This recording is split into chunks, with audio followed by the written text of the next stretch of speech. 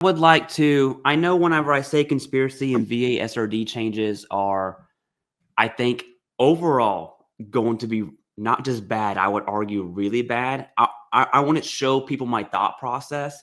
This wasn't the plan, Jason, but I'm just going to go ahead and share my screen right here and do this on the fly because I do think it will make a lot of sense. So this right here that we're looking at, this comes out every single FY around February. We're actually about to get a new one right now. And so it comes out for the previous year. So this is 2023. 2024 will come out in February because it reviews the previous year. Okay. And so this is for compensation. They have one for education, for healthcare, just a billion things. It's kind of like by the numbers, here's what the VA has done. Now, this thing is absolutely monstrous. I am going to focus on the number or most prevalent disabilities by era, which is right. Hold on. I will find this. I'm sorry. We're kind of doing this. No, hey, while you do that, I'm going to say this. Yeah, or did you find it? I did. Oh, okay, good. All right. Sorry. My screen's a little far away from my eyes here. Okay. So World War II, Korea conflict, rest in peace. Thank you for your service. These veterans have passed away. And so that's really getting at that kind of decreasing population with the Vietnam era. Now, I want to show you something, Jason, on why I said, we had this inverse relationship and why veterans will be service connected at a lower rate. It's because let's look at the top four for Vietnam era. Tinnitus changing, hearing loss, that's already 0%, but we see tinnitus being roped under hearing loss. We see mental health, the PTSD, and we see sciatic nerve. The top four is changing. Why isn't the VA focused on other changes? Why is it that the VA SRD changes that are on the table right now just so happen to also be the most common? Okay, this is how veterans get 100%. It's mental health, it's sleep apnea, it's migraines, it's tinnitus. Those are your clutch claims. Okay, no big deal. That's just one indicator. Well, let's go to the Gulf War era. This is our era, okay? Tinnitus. We see PTSD again. You see paralysis of the sciatic nerve. You see migraines. Now, migraines is not changing under the neurological rating proposal. However, a clutch claim for migraines is what? Tinnitus. And we do see tinnitus changing. It's the same thing for peacetime. Tinnitus, sciatic nerve, huge changes there. I think sciatic nerve ratings, I think they're going to be more accurate. It kind of like how we talked about a few weeks ago, more accurate but lower. Then you see PTSD here. And the last thing I'll show, Jason, because I don't want to spend too much time here on this crazy sheet, but it also talks about body system, so auditory, musculoskeletal. If you scroll down, you'll see what are the top 3 claims per body system. And this is like icing on the cake to me. For the conspiracy that I'm driving and what I truly believe, I genuinely believe this is bad news for veterans overall. Neurological, sciatic nerve changing. Tinnitus is changing. You're going to see less migraine ratings. We see tinnitus, boom, hearing loss. Mental health, there it is.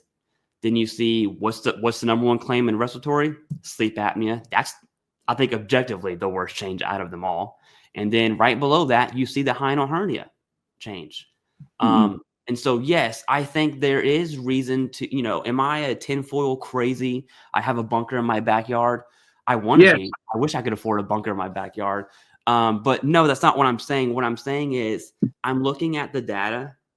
I'm looking at the changes and I'm wondering, well, why aren't we changing everything else? Why are we focusing on the most common claims?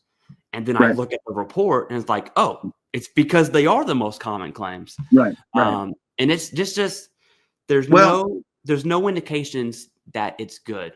That's the hill I'm gonna make and the flag I'm gonna kick it to you. Okay. So for those out there, I'm not as tinfoily hat as Clay.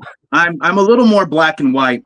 Now, my argument to it, just to play devil's advocate here, is, well, if those were the top claims, and they are, right? And they've been that way for many years, right? Why didn't they do those rating schedules first? They've already done 9 rating schedule changes since 2017. So it wasn't like they were, Johnny on the spot going, we got to do these ones. Let's get rid of those now, right? The writing has been on the wall for a very long time that rating the percentage of veterans getting service connected has been having an arcing rise, right? Mm-hmm. And it's because of awareness. It's because it's more savvy. It's not as frowned upon. It's not looked at as a handout.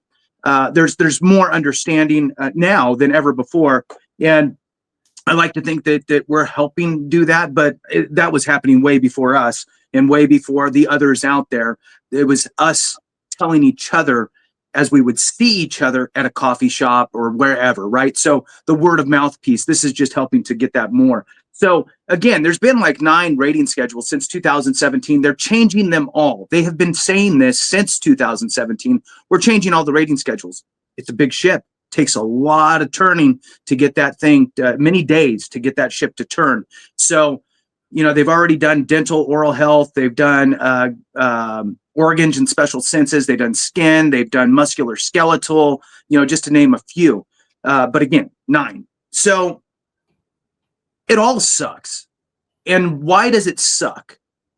The reason why it sucks is because of, and I hate to sound like the VA here, but I would venture to say that medical advancements help to lower the signs and symptoms and the severity of conditions more so today than they did 50 years ago, which means your earning capacity is now higher because your condition is a little more manageable than it would have been back then.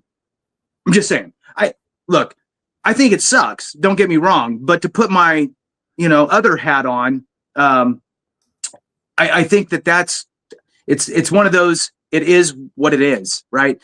One of the things you've said before is, look, just focus on you, your situation, do you, and let the VA do them, right? This is really, I think, kind of one of those, right? There's good things out there happening still, and there's bad things, right? And if you can get ahead of the wave, right, do that. That's why we talk about this stuff. That's why we talk about April 2025 is the target date. File an intent to file now. Oh, by the way, if you already have an intent to file, then good, don't let it expire.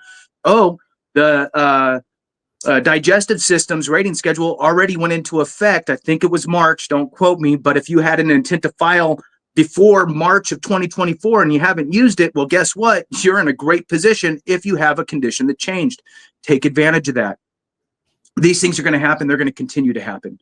I'm not going to steal any more thunder because there's a couple other things that I want to talk about, but I'm going to pass it back to you. Get your thoughts on we'll call it a rebuttal with the fact that these weren't the first rating schedules targeted.